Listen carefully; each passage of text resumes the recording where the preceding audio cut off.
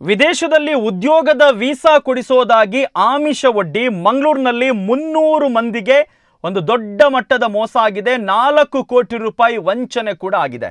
ಈ ಒಂದು ಪ್ರಕರಣಕ್ಕೆ ಸಂಬಂಧಪಟ್ಟ ಹಾಗೆ ಪ್ರಮುಖ ಆರೋಪಿಗಳ ವಿರುದ್ಧ KCOCA Karnataka control of organised act ಕಾಯ್ದೆಯ ಅಡಿಯಲ್ಲಿ ಪ್ರಕರಣವನ್ನು ನಾವೀಗ ದಾಖಲಿಸಿದ್ದೇವೆ ಅಂತ ಮಂಗಳೂರು ಪೊಲೀಸ್ ಆಯುಕ್ತ ಸುಧೀರ್ ಕುಮಾರ್ ರೆಡ್ಡಿ ತಿಳಿಸಿದ್ದಾರೆ.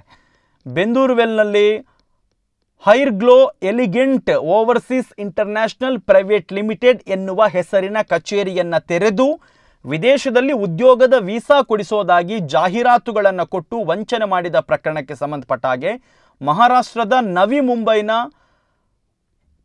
ಕೋಪರಕೈರಾನೆ ನಿವಾಸಿ ದಿಲ್ಶಾದ್ ಅಬ್ದುಲ್ ಸತ್ತಾರ್ ಖಾನ್ 45 ವರ್ಷ, ಹಾಗೆಯೇ ಮುಂಬೈನ ಥಾಣೆ ದೊಂಬಿವಿಲಿಯ ಸಾಹುಕಾರಿ ಕಿಶೋರ್ ಕುಮಾರ್ ಯಾನೆ ಅನಿಲ್ ಪಾಟೀಲ್ 34 ವರ್ಷ, ಇವರಿಬ್ಬರನ್ನೂ ಕೂಡ CCB ಪೊಲೀಸರು ಮುಂಬೈಗೆ ಹೋಗಿ ಬಂಧಿಸಿ ಕರ್ಕೊಂಡು ಬಂದಿದ್ದಾರೆ. ಈ ಒಳ್ಳೆ ಆಫೀಸರ್ಗಳು ಬಂದರೆ ಏನಾಗುತ್ತೆ ಅನ್ನೋದಕ್ಕೆ ಇದು ಸಾಕ್ಷಿ. ಏನೋ ವಂಚನೆ ಮಾಡಿ ಎಲ್ಲೋ ಹೋಗಿ ಕೂತ್ಕೊಂಡ್ರೆ ಆಗಲ್ಲ. ಸೊ ಈಗ ಅವರೆಲ್ಲರನ್ನೂ ಕೂಡ ಬಂಧಿಸುವಂತಹ ಪ್ರಕ್ರಿಯೆ ನಡೆದಿದೆ.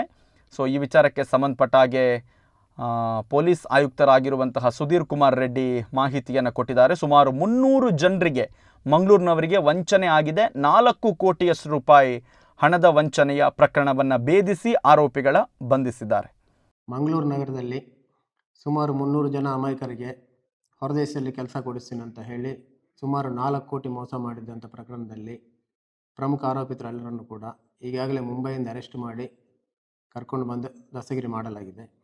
ಅವರ ಹಿನ್ನೆಲೆಯೆಲ್ಲ ನೋಡಲಾಗಿ ಈಗಾಗಲೇ ಅವರ ವಿರುದ್ಧ 2 ಪ್ರಕರಣ ದಾಖಲಾಗಿತ್ತು. ಒಂದು ನಮ್ಮ ಮಂಗಳೂರು ನಾರ್ತ್ ಪೊಲೀಸ್ ಸ್ಟೇಷನಲ್ಲಿ ದಾಖಲಾಗಿತ್ತು. ಮತ್ತೊಂದು ಪ್ರಕರಣ ನವಿ ಮುಂಬೈ ಪೊಲೀಸ್ ಸ್ಟೇಷನಲ್ಲಿ ದಾಖಲಾಗಿತ್ತು.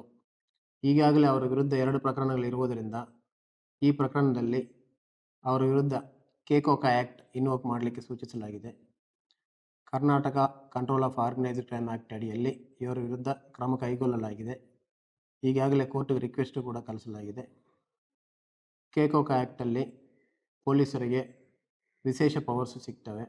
ಅದೇ ರೀತಿಯಾಗಿ ಬೇಲ್ ಕೂಡ ಸಿಗೋದು ಕಷ್ಟ ಆಗುತ್ತೆ. 2 ಪ್ರಕರಣಗಳಲ್ಲಿ ಭಾಗಿಯಾದಂಥ ಯಾರ ವಿರುದ್ಧ ಬೇಕಾದರೂ ಈ ಕೆಕೋಕ ಆ್ಯಕ್ಟನ್ನು ಇನ್ವೋಕ್ ಮಾಡಲಿಕ್ಕೆ ಅವಕಾಶ ಇರುತ್ತದೆ.